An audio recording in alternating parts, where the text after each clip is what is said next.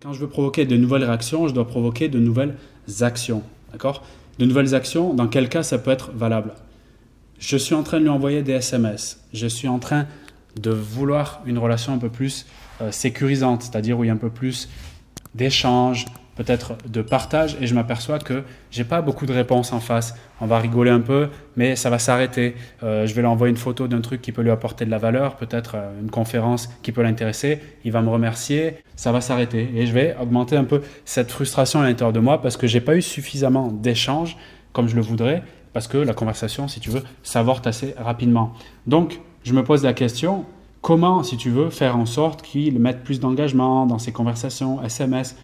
Si je reste dans cet enfermement qui est le format SMS et dans la volonté de le faire avancer dans ce niveau-là, je suis bloqué toute seule. Ce que je te propose, c'est de réfléchir un peu en dehors de ce format-là, en dehors de cette case. C'est pour ça que la vision systémique, je trouve, est très aidante. Pour résumer très simplement, quand j'emploie de vision systémique, je veux dire comme dans l'intro, tu as plusieurs éléments qui composent un système.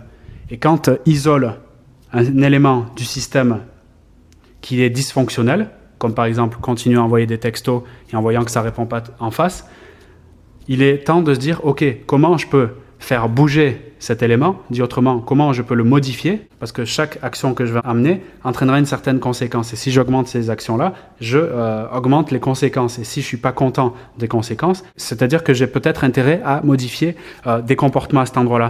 Donc, plutôt que de changer, si ça ne fonctionne plus à ce moment-là, ma façon de communiquer par SMS, pourquoi pas aller voir un peu plus grand, c'est-à-dire sortir, si tu veux, de cette case-là et pourquoi pas aller envoyer, je ne sais pas, des audios. Pourquoi pas envoyer une communication par téléphone. C'est-à-dire, même si il a l'habitude de faire, c'est ce qu'il me dit, des apéros, même s'il a l'habitude d'être occupé le soir, c'est ce qu'il me dit, c'est ce que je commence à croire. Pourquoi pas aller tester de façon différente un appel à ce moment-là. Pas un appel qui va être, je vais lui tenir la jambe pendant 1 heure pour savoir qu'est-ce qu'il est en train de faire, avec qui il est, mais plus un appel dans l'intention, et c'est ça qui fait la différence, dans l'intention d'aller tester une nouvelle chose et de voir comment ça répond. Vision systémique, je suis là, le SMS, ça ne fonctionnait pas tant que ça, je teste un appel, d'accord ? Dans le but, intention, c'est très important, d'aller voir qu'est-ce que ça fait. Est-ce que au niveau interne, je me suis senti bien ? C'est cool. Mais surtout, au niveau externe, comment lui il a réagi ? Est-ce qu'il a apprécié ? Est-ce qu'il me l'a dit ? Est-ce que je l'ai senti ? Est-ce qu'il a lui-même, après par la suite, entraîné donc de nouveaux comportements, c'est-à-dire lui-même appelé peut-être un moment où je ne m'y attendais pas, où c'était très agréable ? Comment, si tu veux, lui, il a réagi par rapport à ça ? C'est vraiment ça le but du test.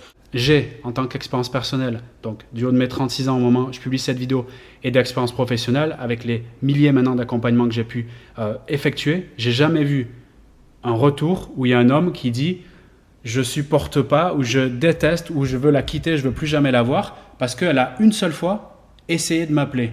Et même s'il était au bureau, je ne sais où. L'idée, c'est comment je peux modifier concrètement une attitude qui, quand je l'ai identifiée, est dysfonctionnelle, c'est-à-dire n'apporte pas le résultat que je veux. Oui, bien sûr, je peux être gêné par mes peurs à ce moment-là, par le fait que je peux croire que si je fais quelque chose de nouveau, c'est là je prends un risque énorme. Maintenant, je t'en remets à la question simple. Dans mon expérience personnelle, est-ce que je me suis déjà retrouvé dans un endroit où je me sentais coincé par quelque chose que je faisais qui ne fonctionnait pas ? Et qu'est-ce que j'ai fait par la suite ? Est-ce que j'ai continué ?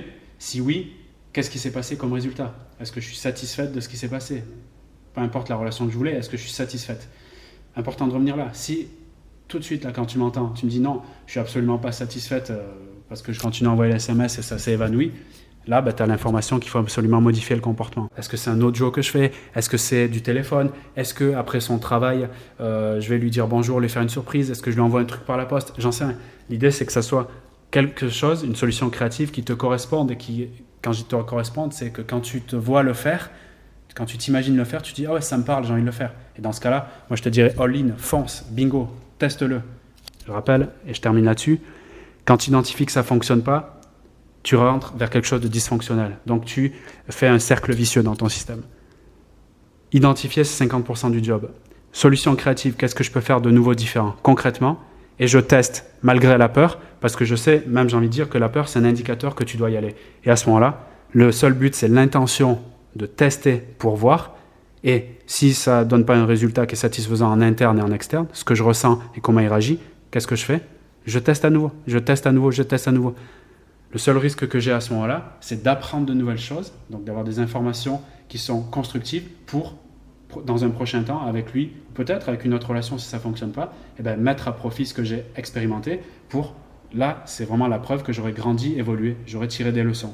Et à ce moment-là, ça fait une différence qui est colossale parce que peu importe comment ça se passe la relation avec l'autre, la relation avec toi, à ce moment-là, elle aura grandi, elle aura évolué et tu pourras vraiment t'en satisfaire parce que ça te fera augmenter ton estime de soi, le respect que tu as pour toi, l'amour de toi et la confiance en toi. Merci pour ton écoute et ton attention. Si ça résonne d'une façon ou d'une autre en toi ce message, tu peux me le faire savoir par un pouce. Également, partager en commentaire ta situation. Ça permettra aussi à d'autres femmes de se connecter à ton message. Donc indirectement, tu aides les autres à évoluer dans leurs relations et leur compréhension finalement des relations avec soi et avec les autres.